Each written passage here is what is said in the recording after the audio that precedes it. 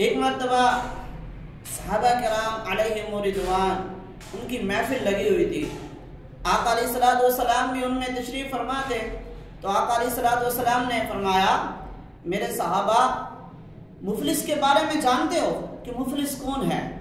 صحابہ کرام عرض کرتے ہیں یا رسول اللہ مفلس وہ شخص ہے کہ جس کے پاس دولت نہیں ہے، جس کے پاس مال نہیں ہے، جس کے جو غریب ہے، کھانے کو کچھ نہیں ہے، وہ مفلس ہے، غریب ہے. تو آقا علیہ الصلوۃ والسلام نے ارشاد فرمایا میرے صحابہ مفلس وہ نہیں ہے. مفلس کون ہے؟ صحابہ کرام عرض کرنے لگے یا رسول اللہ آپ ہی بتا دیجئے مفلس کون ہے. تو آقا علیہ الصلوۃ والسلام ارشاد فرماتے ہیں میرے صحابہ سنو، مفلس وہ شخص ہے جس نے دنیا کے اندر رہ کر 5 وقت کی نماز بھی پڑھی ہے، نوافل بھی ادا کیے ہیں، زکوٰۃ بھی دی ہے، حج بھی کیا ہے، عمرہ بھی کیا ہے، صدقہ خیرات بھی کی ہے. یعنی دنیا کے اندر رہ کر اس نے سارے اعمال نیکیوں والے کیے ہیں، لیکن اس کے ساتھ ساتھ اس نے اپنے بھائیوں کا حق کھایا ہے، اس نے اپنے دوستوں کا حق کھایا ہے، اس نے اپنے پڑوسیوں کے ساتھ زیادتی کی ہے، اس نے فلاں کسی کے ساتھ زیادتی کی ہے، اس نے کسی کو گالی دی ہے، اس نے جھوٹ بولا ہے، کسی کا قرض دبایا ہے.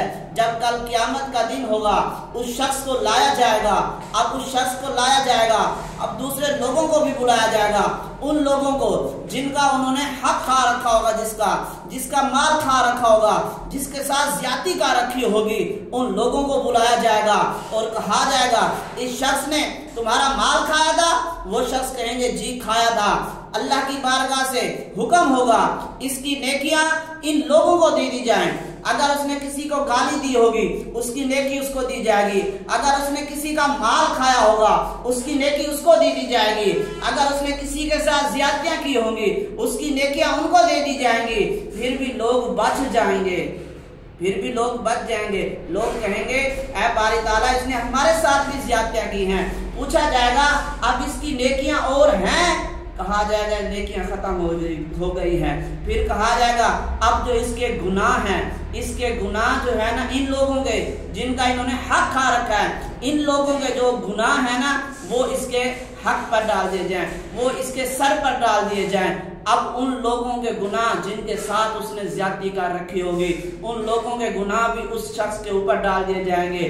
لا اس کے پاس کوئی نیکی بچی ہوگی، اگر اس کے پاس تھوڑے گناہ تھے تو ان لوگوں کے گناہ ان پر ڈال دیے گئے ہیں تو اور گناہ بھی ان سے زیادہ ہو گئے ہیں. تو اس لیے اس شخص کے بارے میں حضور نے فرمایا اگر کوئی نیکیاں کر کے جاتا ہے کل قیامت کا جب دن ہوگا تو اس کے پاس کوئی نیکی نہیں رہے گی، اس کے گناہ زیادہ ہو جائیں گے. اس شخص کے بارے میں حضور نے فرمایا میرے صحابہ مفلس وہ شخص ہے.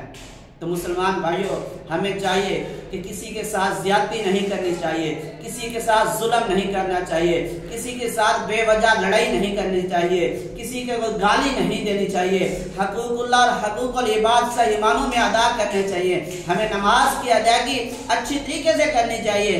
ایسی نماز پڑھیں، ایسا رکوع کریں، ایسا خضوع کے ساتھ نماز پڑھیں کہ دیکھنے والے بھی دیکھیں یار کتنا عاشق رسول ہے، کتنا عاشق نمازی ہے، کتنا خشوع اور خضوع کے ساتھ نماز پڑھتا ہے. ہم ایسی نماز نہ پڑھیں کہ ایک شخص نماز پڑھ رہا تھا تو نماز پڑھتے پڑھتے جب آخری رکعت آئی تو اس نے جو ہے نا سجدہ سہو کر لیا. کسی نے پوچھا تو نے سجدہ سہو کیوں کیا ہے؟ تو وہ کہنے لگا نماز کے اندر میرا وضو ٹوٹ گیا تھا اس وجہ سے میں نے سجدہ سہو کیا. ہمیں نماز کے بارے میں سیکھنا چاہیے، نماز کے متعلق ہمیں پتہ ہونا چاہیے، نماز کے مسائل ہمیں پتہ ہونے چاہیے، نماز ہم نے کس طرح پڑھنی ہے، ان ساری باتوں کا ہمیں ذکر ہونا چاہیے. نہ کہ اس طرح ہو کہ ہمیں کوئی بات پوچھے تو ہمیں پتہ بھی نہ ہو. اللہ کی بارگاہ میں دعا ہے اللہ ہم سب کو عمل کی توفیق عطا فرمائے.